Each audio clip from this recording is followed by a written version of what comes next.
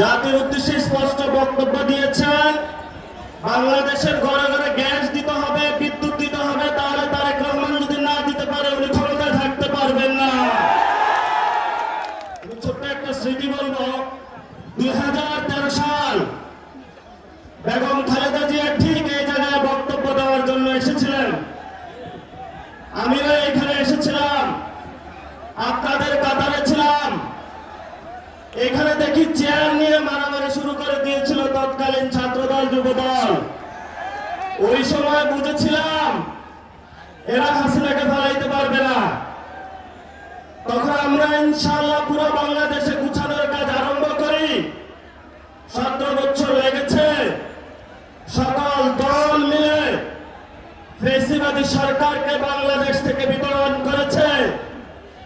এখন আমরা শুনতে পাচ্ছি বাংলাদেশে নাকি আবার ডুব করে ঢুকে পড়বে। আমরা বাইচে থাকতে আবার আসতে পারবো? বাংলাদেশে যারা তরুণ প্রজন্ম রয়েছে, আপনারা সবাই ঐক্যবদ্ধ হন, বাসায় বাসায় যান।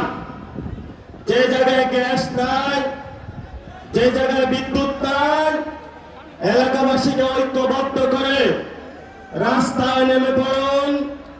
সরকার বলছে ভারত থেকে ডিজেল নিয়ে আসবে।